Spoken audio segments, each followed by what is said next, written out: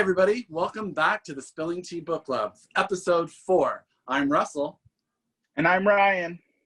And today we're here to discuss The House of Spirits by Isabel Allende. Hi Ryan, how are you? I'm great, Russell. How are you?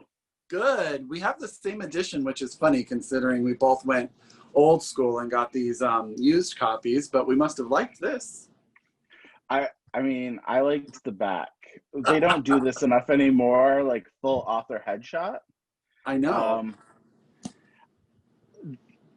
I haven't really looked at the cover since I read it. So I'm just like enjoying the green hair now. Absolutely. I liked it because as I read the book, I could just flip it over and talk to Isabel about how I was feeling. And I felt like we could have a conversation. It's a therapy book.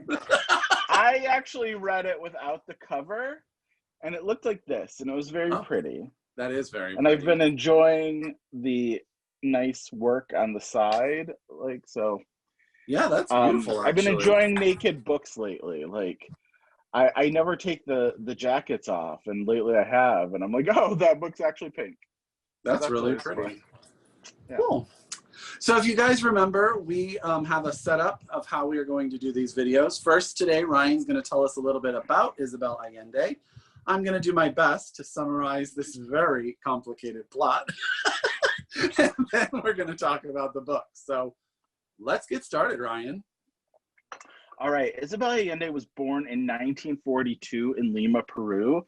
She was in a political family, so her father was stationed there as an ambassador of some sort. She's originally from Chile, and that's where she grew up, and she is influenced heavily by Chilean politics, which shows in this book. Her father was the first cousin to President Salvador Allende, who was the first Marxist president for Chile from 1970 to 73, and he was deposed by Augusto Pinochet. And so that ties into this book a lot, and her biography really shows in this book. I couldn't find out a lot of information about who her extended family was, if there were a lot of parallels. I did learn that in 1981, on January 8th, she started this book as a letter to her grandfather. And I think that's very telling about this book. Like, we can see the influences and how that started. And it became this sprawling epic that we just read. And it's probably her most famous book. She's won many awards and a lot of accolades. She's very prolific. She's written 20 fiction books and 4 nonfiction books over the past 40 years. She writes each book starting on January 8th because that's a lucky day for her, because that's when she started. That's interesting. The House of the Spirits, yeah.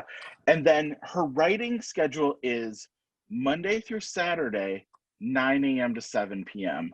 on her computer, which is obvious because if you had to get this many words out in the time she did, she would have to write a long time.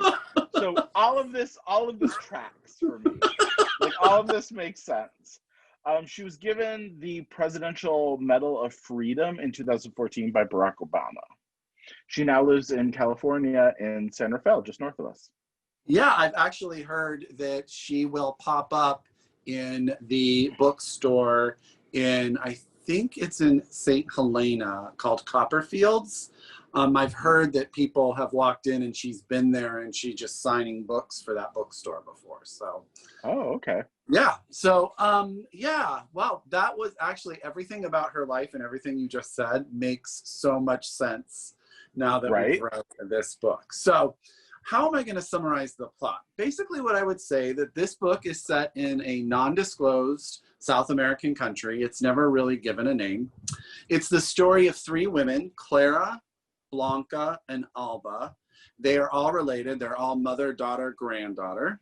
And really, I feel like it's the story of how one man, Clara's husband, Esteban, is it Trueba? Is that how we say it? Trueba. I think there's a B. Trueba with a B. Okay. Trueba, and his effect not only on their lives, but also sort of in the country. He is a member of the Conservative Party. He sort of gains his own sense of wealth. He has some family land that he settles down on and develops Tres Marias. And he sort of has a very set idea of the organization, of the country, of the people, of the different groups. And he has political aspirations. He winds up becoming a senator. And all of that comes into how it affects the lives of these three women and also their other progeny. Clara and Esteban have two sons as well. We learn about them.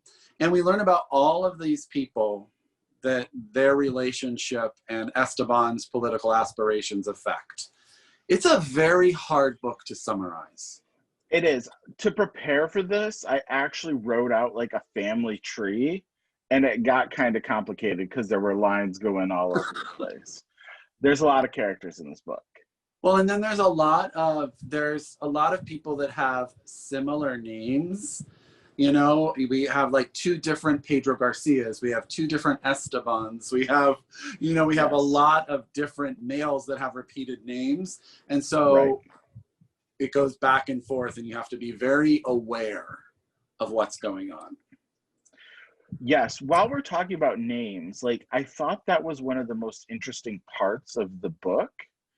And I didn't realize this. I got it from Wikipedia. But it's interesting, and I kind of looked at the names. So Clara's mother is named Nivea. Her name is Clara. She has a daughter, Blanca, and a granddaughter named Alba. All of those names are different versions of white. I thought about that a little bit. And each version has its own kind of connotation. Like Nivea means snow white, the color of snow. Clara is like clear, like clairvoyant, which there's a lot of clairvoyance in her character. She can see the future. She kind of knows when bad natural disasters are coming. She's kind of like a cat. Blanca also means white, and it's also like blank, like clean, and then Alba is Spanish for dawn, but it's the Latin word for white. Oh, interesting. So we have this color repeated. Rosa, who's the sister of Clara, who dies at the beginning, obviously that's like rose, like pink. So there's like this naming convention kind of used for the women, which gives it this this more magical quality, which I thought was interesting. But as English speakers, I don't know if we really got that in translation. So I just wanted to point that out. Oh yeah, no, I think that's really interesting. I do want to say Rosa passing away is not really a spoiler. It happens in chapter 1, I believe. So it happens really fast. And it actually has to happen for everything else in the book to go down. So, right. Speaking of Clara, I think we can't talk about this book and not talk about a magical realism, because I think that's a big part of, I think, the Latin American literary heritage and also this book. Now, she is clairvoyant. She can talk to the dead. She sees spirits. She sees the future. And I was really interested with how well everyone in her family just seemed to take that. Yeah, I wonder if there's like, if that's just part of the tradition, is that there are people who are more in tune with nature or with the elements. And so that's just kind of accepted in that culture. It'd be interesting to know. Yeah. Well, and I thought that to me added a certain sense of whimsy a little bit with Clara. She was probably my favorite character because I sort of liked her spirit the most. I liked her drive for her family. I liked the way that she wanted to take care of people. And I liked the way she sort of welcomed anyone who really wanted or needed space into her home. She was also very independent, which I think would be sort of out of line normally at this time for a woman in her position, which I thought was really passed down through all of the women in her line, which I really liked that sort of motif as well. Yeah, I agree. I think that's a theme in the books we've been reading here too, is that this is about changing times for women in the 20th century. That historically, she would not have had any influence. This book starts, I think, in the 20s-ish and goes until the 70s. So it shows like the changes between Clara and Blanca and Alba, and like the changing role of women and the changing power of women over time. Yeah, absolutely. Absolutely. And it's hard to not also talk about the fact that Clara, with all of her good things, she was not a great mother or home organizer, or she didn't know how to raise her children. You know, all three of her children, Blanca and her two brothers, sort of have a very loose upbringing, and that leads to a lot of problems for her progeny. You know, Blanca's life is rough, and she makes some choices. We should probably say, right, Ryan, it's going to be really hard for us to talk in detail about the plot without giving anything away, because there's a lot of twists and turns. Lots. Yeah, I agree. I think we have to spoil a little bit, just because there's so many generations, and we have to talk about how those generations came to be, and you can't do that without talking about some of the plot points. Absolutely. So we want to just give you guys a heads up. We'll do our best not to spoil anything humongous, but there are a couple of things that we're probably going to have to talk about in order to make it work. And I think one of those things is the politics that goes through the book. You sort of talked about Isabel's family history, and that plays out in this book. Esteban is a very conservative politician, and we watch how that affects who his children turn out to be. And Blanca winds up being involved with people who are sort of in the revolution against that conservatism. And then even Alba gets pulled into that as well towards the end, and is involved with another group that's trying to change the country. And those decisions by those women don't lead to the greatest outcomes.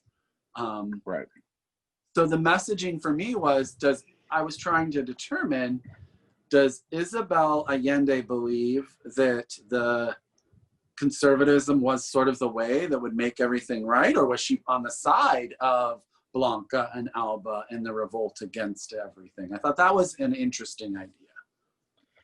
I think I agree. That is really interesting. My instinct, and based on her family history, is that she very much sided on the Marxist leftist side. But it's interesting that she took this book, and it's really about Esteban in a lot of ways. A lot of ways. Yeah, I mean, he's really the main character that follows all the way through. And he even has sections in this book that are from the first person, from his point of view. We don't know who wrote this book until the end, and I don't think we should mention that. Most of this book is from a very specific narrator's point of view, but there are sections in the first person from Esteban's point of view, which honestly, those were my favorite sections for the writing. I thought those were the most compelling, and they showed his side, but I did not like Esteban. And so I didn't think it looked good for him and the more traditional conservative side of the political spectrum.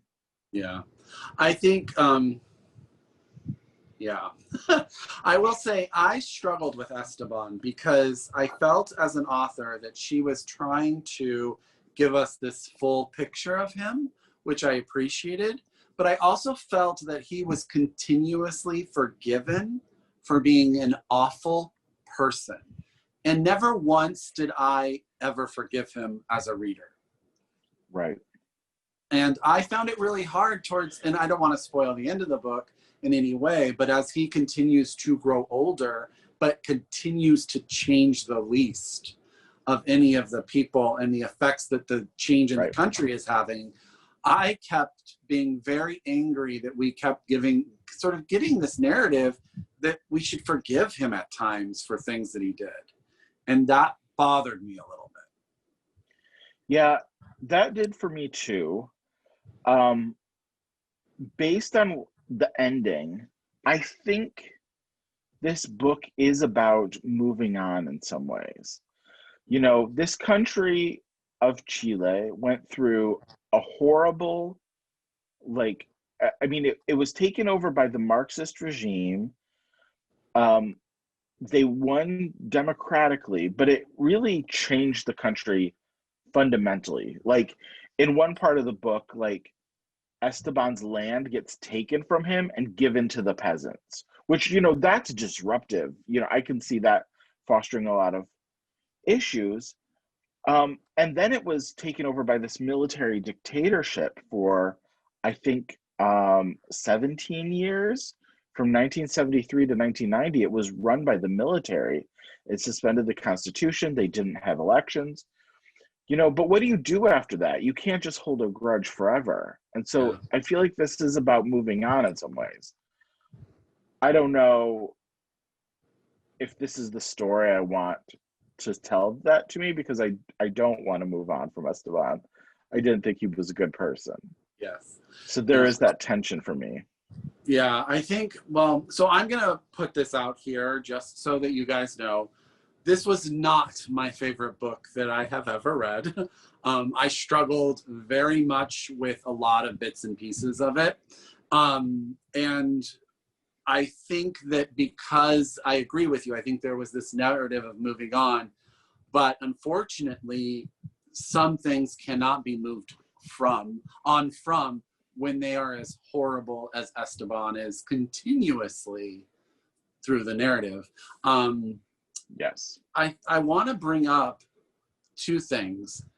There are so many words in this book, Ryan. So there's a saying for writers: show, don't tell. In this book, Isabel Allende shows, tells, describes, lists, creates metaphors. It is so many words. It is not my favorite writing. I had a really hard time reading this book. I don't think so. I chose to listen to the audio while I read the book. So I had someone reading it in my ears. And I don't think that if I hadn't done that, I could have gotten through the book. There are so many commas. Like, there's so many lists of stuff that I thought the first clause was enough. I didn't need all of the rest of it, and I kept getting bogged down in it. There were parts where entire paragraphs of some novels were one sentence in this book. There were blocks of text that were so long, and I would say most of it's not related to the story. It was really like, this is all the stuff in this room. And there wasn't a lot of characterization, or we didn't really get to know the characters, I thought, for all of this text. There was barely any dialogue. I think because of that, that's why I was drawn to the first person sections, because that was very characterizing. Like, that moved it forward for me. And then there were so many times, and I think maybe this is part of the style, but a section would end, it would say, and that was the last time he ever saw her.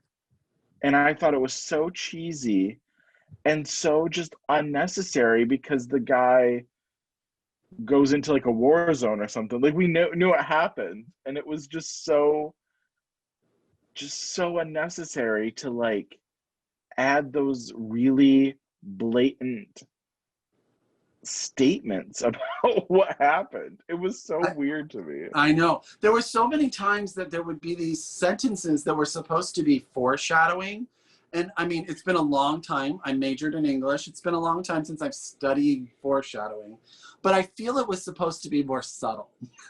And at times she would be like, it would be 2 years before she saw this person again. Well, then we knew that that person was coming back sometime. Like it left no mystery. Or one character, I don't know how many times we heard that he was going to die. And I kept saying, well, just get it over with. Why do I care what he's doing? I know. I know his outcome. And it got so frustrating to me. And that I was just like, stop doing it. Like, stop. And I don't know. Clearly, I have not read the Spanish version. And I don't know if that's how she did it in the Spanish version or if that was the translator's choice. Yeah. But there came a point where I was like, if she told me one more time that there would be this person back years later, I was going to scream. Right. And I feel like maybe the intent was that this was part of the clairvoyance. Clara is able to see the future. She predicts major earthquakes. She predicts political winds. She knows everything. And she writes down in her journals to record life, or whatever they're called. And so I feel like maybe that's what this was reflecting. But from a story perspective, it eliminates all the tension. And then it just like ends it on such a tidy kind of point that it's not satisfying. It's very strange. I don't like that technique. Yes. Well, and you alluded to something else that I thought I wanted to talk about with you is like, I felt all of the characters had an archetype. They were the same throughout all 360 something pages. Esteban was not a great man and he made horrible choices and treated people poorly. Clara was clairvoyant and was sort of scatterbrained throughout. Blanca was trying to figure stuff. You know, I just felt like, and you said it, for all these words, the characters never became very 360 to me. They were all very flat on the page. And it was hard to root for anyone or really care about anyone. Right. And I think part of that was the writing too, because it wasn't them interacting. We didn't get a lot of emotion. It would be like, and Clara walked into the room and sat at her three-legged table and wrote in her journals about life. And like, it just described what she did. And then it didn't really say what she was thinking or feeling, and didn't say that in relation. Like, from what I could tell, she didn't care about her kids at all. No. Even though they had like really horrible lives. She had a horrible husband who treated her badly and treated everybody around him badly. It was very strange and not engaging in a way that I wanted it to be. For such an epic, it really could have been really emotional, and it wasn't. Yeah. Well, and I think for me, whenever I was trying to think about books that I compared it to, these family epics through generations, and I sort of went back. I don't know if you read Pachinko by Min Jin Lee, but it's a family epic set in Korea, and it is it's set in Japan, I believe. I'm sorry. And it's like this family, but I cared about each individual, and I kept waiting for that to happen here. And there were certain characters that I did have an affinity to, and I'm blanking on his name, but the brother who wanted to be, that was the doctor, you know, I thought he was interesting. I appreciated he was there to help the people. He was very giving and all this kind of stuff. But that was all he was throughout the narrative. And I didn't know, there was no information given to why he was that way. It was just who he was, you know? Right. Which is the problem, I think, is that they were just who they were. And if you didn't know why would you care? Yeah, and I wonder if some of this reflected her family, and so she held back. She didn't want to go in too deep on their sins. That makes sense. If Isabel Allende was writing this to her grandfather, I mean, I assumed that he's represented in this book by Esteban, which is not a flattering portrait. So I'm not really sure what she was trying to achieve by holding back. Yeah, well, maybe since that's sort of the narrative or like the inspirational spark, she knew that her grandfather would know who each character was. So maybe she didn't need to give a backstory in her initial starting of it because she knew he would know how they became who they were. So yeah, maybe, you know, and as a reader, we don't, but maybe for her grandfather, it makes total sense. Yeah, maybe. I think there were also, and I don't know if it was this translation or not, but there were a lot of parts of this book that felt dated and didn't age well for me. There were a lot of slurs, which I'm not sure how those are translated, but they were not words that you would say today. Yes. And they used gringo a lot, which was fine. But they also used a lot of words towards like mentally impaired people, gay people, I think like Asian slurs, like for Asian people in the country. It did not stand up as well as I thought it would. Yeah. And the other thing, and I commented to this, there is a lot of instances of men taking advantage of women in this book. I don't want to use the term, but they force themselves on a bunch of women. And it is a repeated narrative. Like Esteban does it numerous times. Other men do it. The end of the book has a lot of it. And I don't know if it's just part of the history of Chile. Maybe that is just a lot of what went on there. I know that it is very common for the upper class men to take advantage of lower class women. And that's sort of brought out in this narrative. And the repercussions of that is one of sort of the underlying stories here. But by the end, I was exhausted by that. And I didn't know what she wanted me to take away from it, because without spoiling it, the end of the book just leads me to believe that that's part of the nature of people. It was very much circle of life. You know, some of these people are the result of those violent acts, and they must continue on. But it didn't seem to like say those were wrong or bad. It really just took it as matter of fact. Yes, absolutely. Which I think, because again, there were so many words, I kept waiting for some sort of opinion or some sort of the author to sort of give me an idea of how she felt, not only about that, but about a lot of the stuff that was happening in her narrative. I get giving it to your audience and allowing them to interpret, but I don't know that I walked away really with any understanding of how Isabel Allende felt about all of this sort of stuff. It was because it was so flat on the page to me. Yeah. I agree. I don't think that it had a very clear point of view, even if it wasn't, it didn't need to lecture on it, but it should have had a point of view to say, like, these are the effects, whether you agree with it or not. This is what happens to people when these actions take place.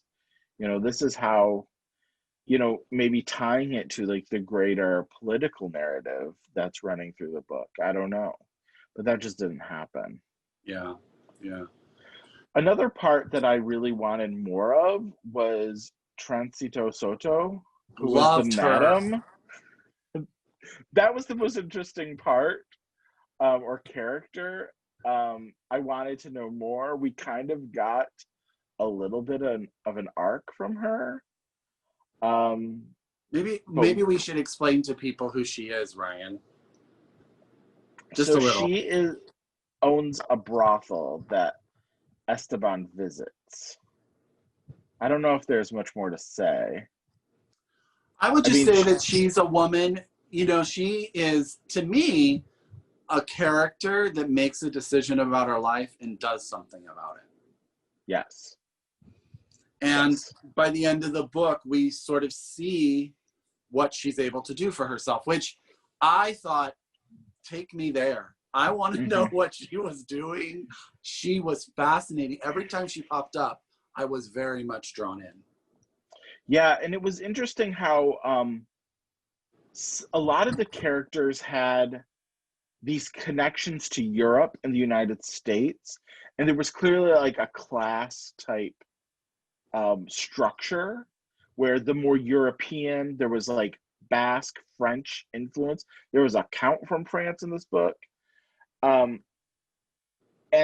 like she kind of interacted with this like higher class group and kind of pulled herself up out of it by using those class fights. And so she was just very interesting. And just that whole discussion is interesting of who can use her services.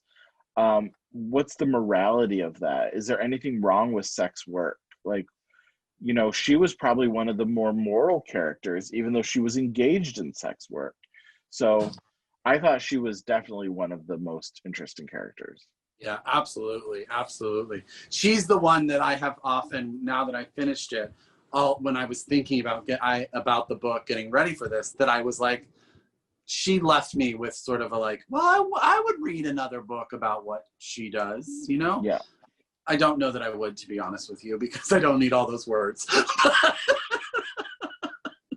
Yeah, I mean, maybe your readers will have some thoughts about that, or maybe your viewers will have some thoughts about that. Are her other books like that? Are they structured the same? Is this the same? I guess this is our first book.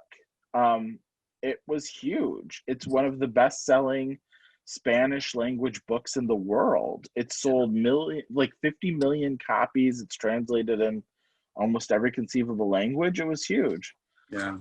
And we can't deny that. I just think reading it 40 years later, you know, it doesn't feel very contemporary. It's a challenge to read, kind of like going back and reading Dickens or Jane Austen. Like it's not the same style that we have now, so you have to adjust. So maybe that's something to consider. Yeah, and I do think we should take a moment and just give recognition to the translator, because this was translated from Spanish by the version we read by Magda Bogan. I should have done that in the beginning, and I apologize to you guys, because it's important. Translators play a huge part in how we as English speakers interpret work from other countries. So, yeah.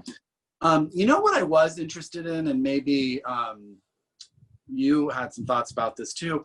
I expected there to be more religious implications.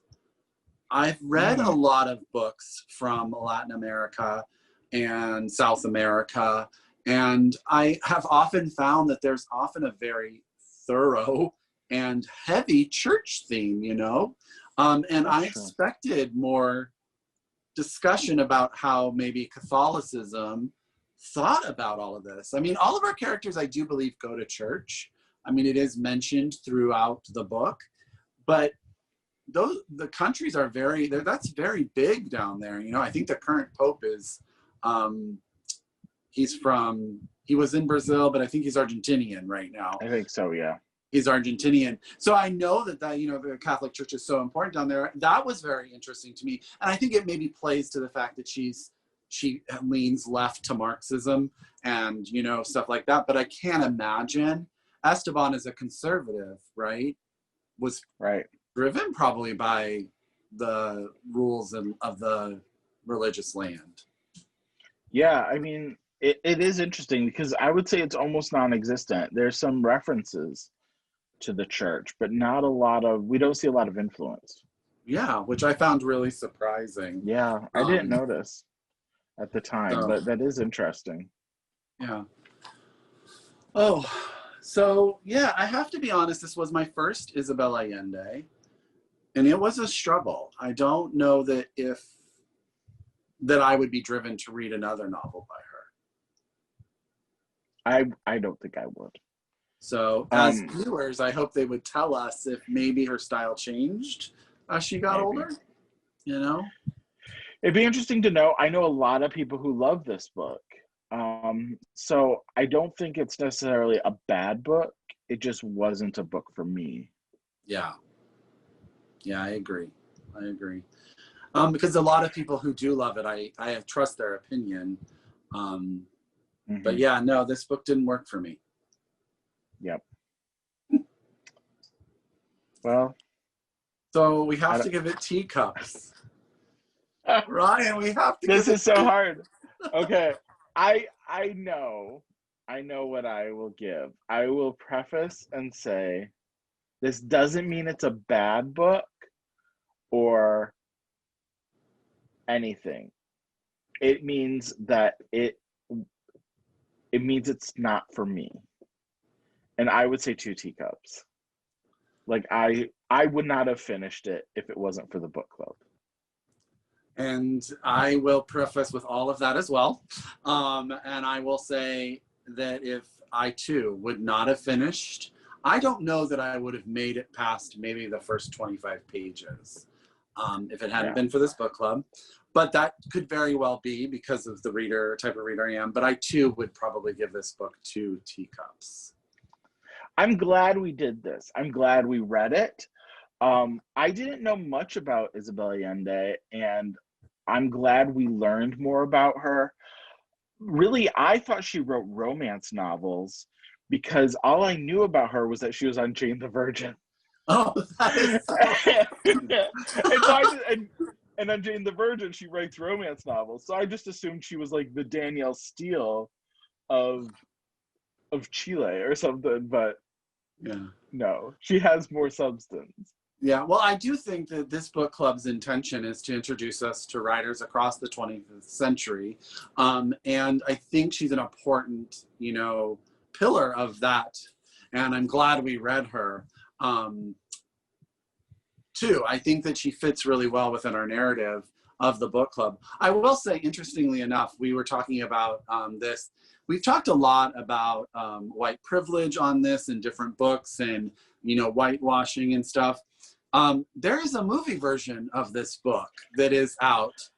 And the cast of that movie is Jeremy Irons as Esteban, Meryl Streep, Glenn Close plays the sister, Meryl Streep plays Clara, Winona Ryder plays Blanca.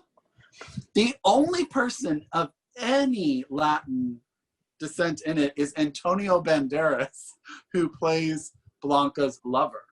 And I thought that was just a quintessential discussion to be had about how this book set in likely Chile had an entire white cast in the movie.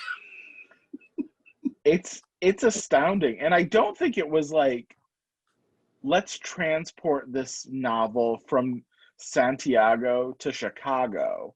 It was in Chile. It was like it was the same story. Yeah. Which I don't know how they could honestly make a movie about it. It didn't look like it was very good on Rotten Tomatoes. Yeah. But yeah, like what? You can't find any characters from Latin and South America to like play these characters? Yeah, I thought I did. Go. I was gonna say I did see that they were making a series about this for Hulu. Oh, well, that makes more sense to me because it's so complicated. I do think it needs many an episode to figure it all out. Yeah. Yeah. I agree. This is very epic, sweeping kind of story, multiple generations, multiple ages. You can't just have Meryl Streep play a 7-year-old all the way up to like 60-year-old or whatever. That is she is true. in the book. That is true. That is true. She's very good, but it's hard for her to have that range at any point in her life. Oh, it's so funny. We were talking about the words that, we both will listen to the audio. The book is 365 pages long, and it is a 19-hour audio. which is a statement in and of itself. I feel like I had like 20 pages left, but an hour of audio. And I was like, how is this possible? I totally agree. Oh, goodness. Well, Ryan, I couldn't think of anyone I would rather have discussed this book with. Me too. And we're going to have our discussion on Zoom next weekend, Saturday, September 5th at 10 a.m. Pacific. And we're going to talk about this with more people. I think we're going to have a lot of different opinions, and that's super exciting. I do too. Oh, and then time to announce the next book, right? Our next book is Arabian Jazz by Diana Abu Jaber. Yeah. So I have the original hardback that I found online, which I love this cover so much. And, you know, I don't know if she's still there, but at the time this book came out, she was a professor at the University of Oregon in Eugene, which is actually where my family is from and lives. Oh. So I have a special affinity to just the idea of her as a writer. But I love that this book talks about people that are obsessed with American jazz standards and Arab folklore together. I think that sounds so interesting. It's so interesting. I can't wait. I hope this one's good. This one is how many pages? It's not like 370 in mine. Yeah, 374 in mine. It looks like there is dialogue, so I'm excited for that too. Yeah, no, I'm really excited for this one because I had never heard of it until you found it. So that's always exciting. I mean, that's the best part of this book club is that we're reading things we never would have, and we're discovering some really great people. And it's really fun to see the themes kind of come through across all these books. So Arabian Jazz by Diana Abu Jaber, book number 5. And then book number 6. Do you want to talk about that yet? We can announce it. Do you have it there with you? Yeah, I have it. Okay. Yes, this is so exciting. Do it. Quiet as a Nun. By Antonia Fraser. Antonia Fraser. And this is Antonia Fraser. I have to be honest with you. That cover of that hardback right there, I was obsessed when I saw it. It is a murder mystery set in a nunnery. It will technically be read over October. It's not that big. We'll discuss it in November, but I think it could not sound more fun.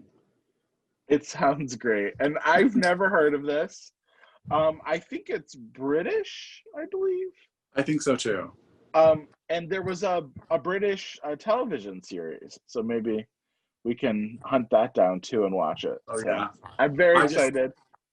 And look, you can talk to her. You know, Isabel and Antonia. I think that we need to start a petition that brings back the full back cover author photo. Oh, definitely. Let's do it. Let's do it. We're on it. Well, this was a joy as always.